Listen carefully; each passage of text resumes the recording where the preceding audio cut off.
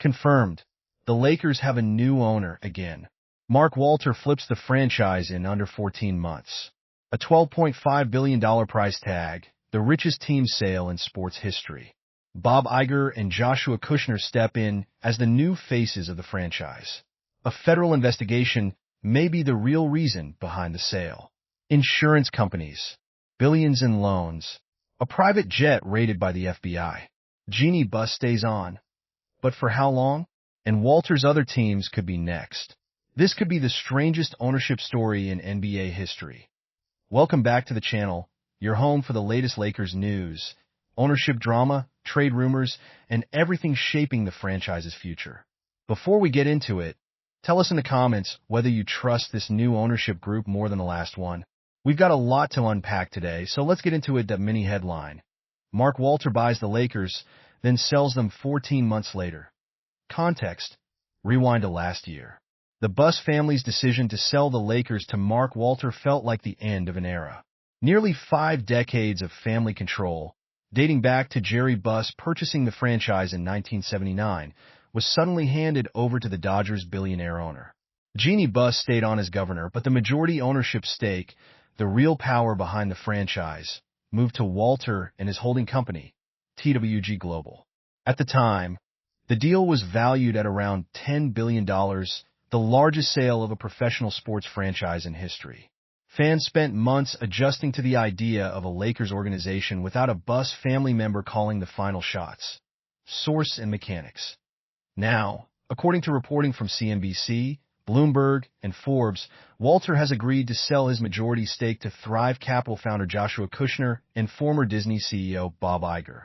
The reported valuation on this new deal sits at roughly $12.5 billion. That is an increase of more than $2.5 billion in barely over a year of ownership. Forbes reports the jump represents something close to a $2.5 billion profit for Walter in under a year, an extraordinary return even by the standards of modern sports ownership. This instantly becomes the most expensive sports franchise transaction ever completed, breaking the record Walter himself set just last year. Why it could work? For Kushner and Iger, this is the chance to own the single most recognizable brand in basketball, sitting in the second largest media market in the country, with a built-in global audience spanning 17 championship banners and generations of fans. Iger brings decades of entertainment and media relationships from running Disney. Kushner brings venture capital connections and a network of investors who could help fund future moves, whether that means front office spending, arena upgrades, or expanding the franchise's media footprint. Introduce the obstacle. But this move still has to clear the NBA's Board of Governors before anything becomes official. League insiders have already started raising concerns about optics. An owner buying a franchise and flipping it for profit within roughly a year is not the long-term stewardship model the league typically wants attached to its most valuable brand. There's a real question about what kind of precedent this sets for how future ownership groups are expected to treat these teams. That risk versus reward debate. On paper, $1 billion-plus profit in under 14 months looks like an easy win for Walter. But it raises an obvious question that nobody in the league office can fully ignore. Why sell the crown jewel of your sports portfolio this fast, unless something bigger is pushing you toward the exit? Unresolved consequence. That something bigger may already be surfacing. And according to multiple reports, it has very little to do with basketball at all. Meanwhile, another development could affect how this entire sale gets read by fans and by the league. Mini headline. A sprawling federal probe may be the real reason Walter is cashing out. Context. Selling a trophy asset for a massive profit is one story. Selling that same asset while federal investigators are actively circling your broader business empire is an entirely different one, and that is exactly the situation Mark Walter appears to be in right now. Source. Bloomberg's reporting on Walter's financial empire paints a striking picture. Investigators reportedly boarded his private jet last September as it landed in Chicago, walking away with his laptop and his phone. That moment is described as the opening move in what has since become a sprawling look into loans connected to his conglomerate, TWG Global. Transaction mechanics. According to that same Bloomberg reporting, The investigation centers on billions of dollars in loans tied to companies connected to Walter, loans that reportedly ended up on the books of insurance companies he also owns, after passing through a separate entity along the way. One of those insurers, identified in reporting as Delaware Life, filed amended financial statements in June of this year. Those filings reportedly showed that the loans in question made up a dramatically larger share of that insurer's total loan portfolio than had previously been understood, moving from what was believed to be around 1% up towards something closer to 40% by some estimates. Why it matters. If regulators are digging into how money moves through Walter's various companies and insurers, selling off a headline asset like the Lakers for a clean, well-documented, enormous profit could serve a very practical purpose. It generates liquidity. It creates a straightforward paper trail. And it simplifies Walter's public financial picture at a moment when regulators are asking pointed questions about the rest of it. Introduce the obstacle.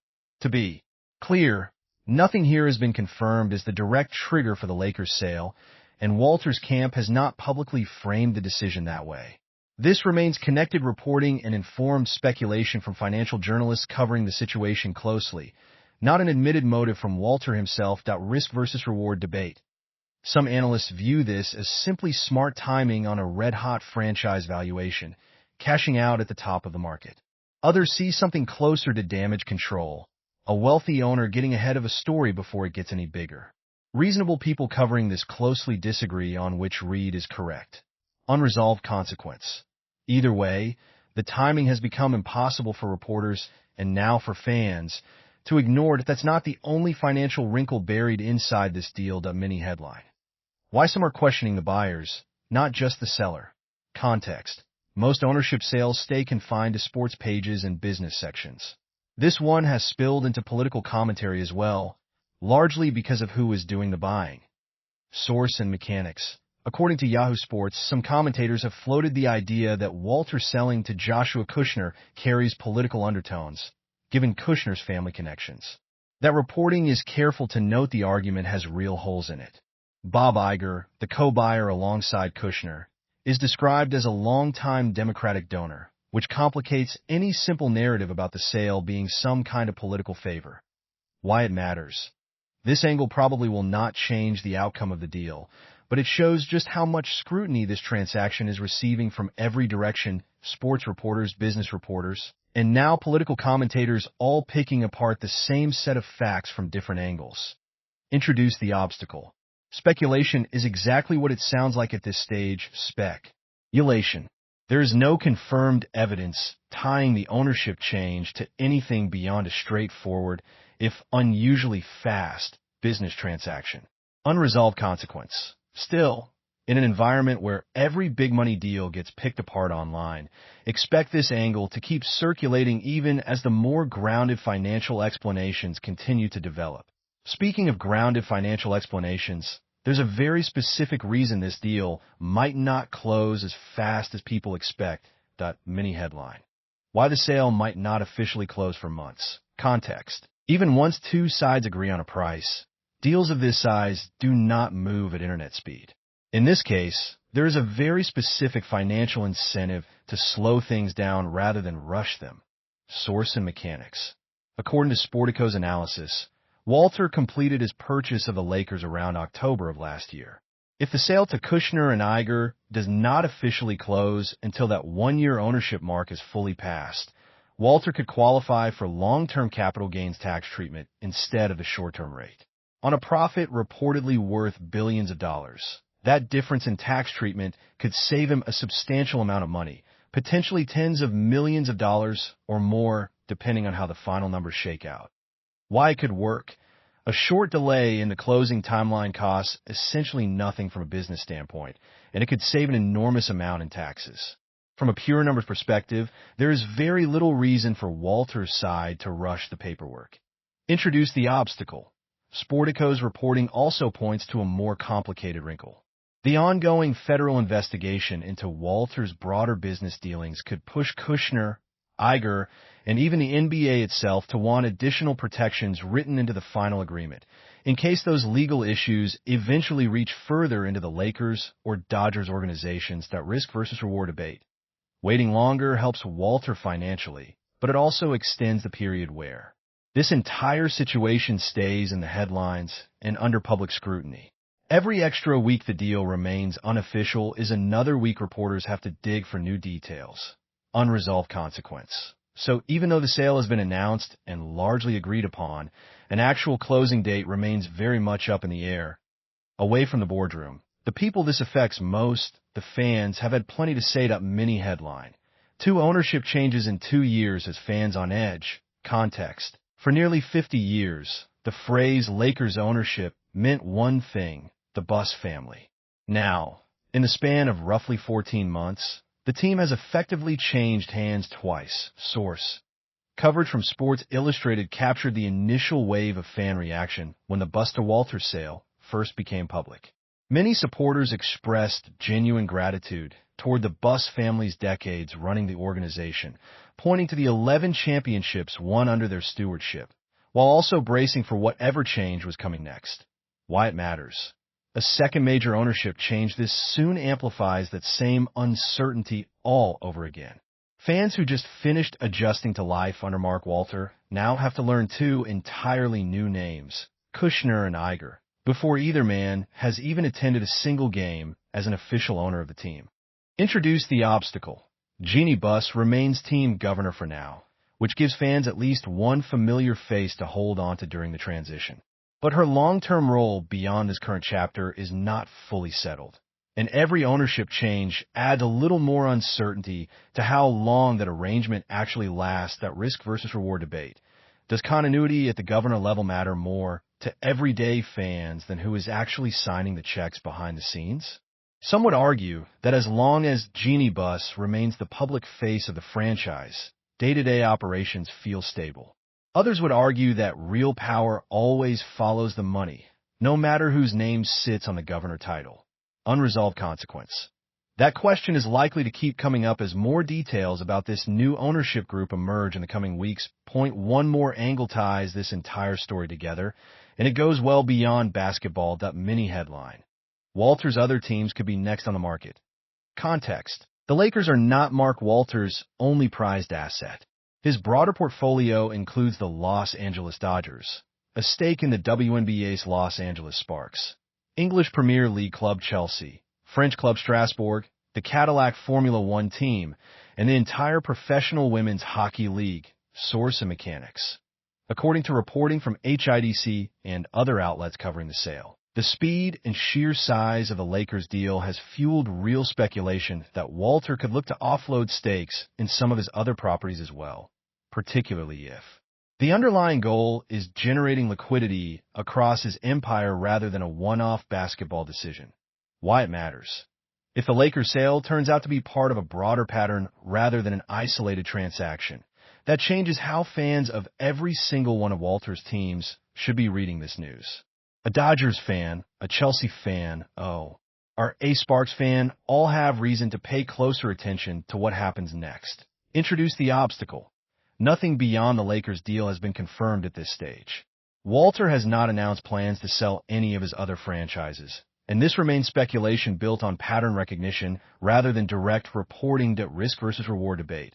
If this truly is a broader liquidity strategy tied to the federal investigation, selling off pieces of an empire this large would be a massive undertaking, one that could reshape multiple sports leagues at once rather than just the NBA.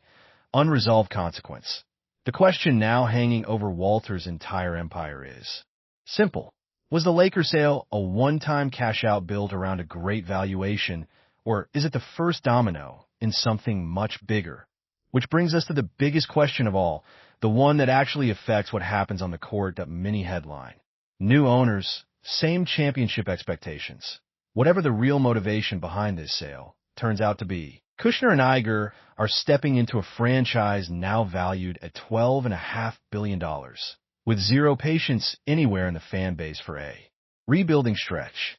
Whatever happens with the federal investigation, the tax timeline on the closing date, or the future of Walter's other teams, the Lakers still have to compete for a championship the moment this ownership transition actually closes. Bob Iger brings decades of experience running one of the largest entertainment companies in the world, along with deep relationships across media and business that could help the franchise expand its brand even further. Joshua Kushner brings a venture capital background and access to a network of investors that could fund aggressive front office spending for years to come. On paper, that combination sounds like it could be very good for the Lakers long term. But there is also a version of this story where the Lakers become known as the franchise that gets bought and sold like a stock twice in 2 years based on valuation spikes and outside financial pressures that have nothing to do with basketball at all. So here is the debate. Should Lakers fans be excited about new ownership with fresh resources, Hollywood connections through Iger, and serious investment capital through Kushner? Or should they be worried about a franchise that has now been treated as a flippable asset twice in under 2 years, with the actual reasons behind the moves tied more to outside financial and legal pressure than to basketball itself? That is it for today's deep dive into the Lakers ownership situation. Are you more excited or more nervous about Bob Iger and Joshua Kushner taking over as the new owners of the Los Angeles Lakers?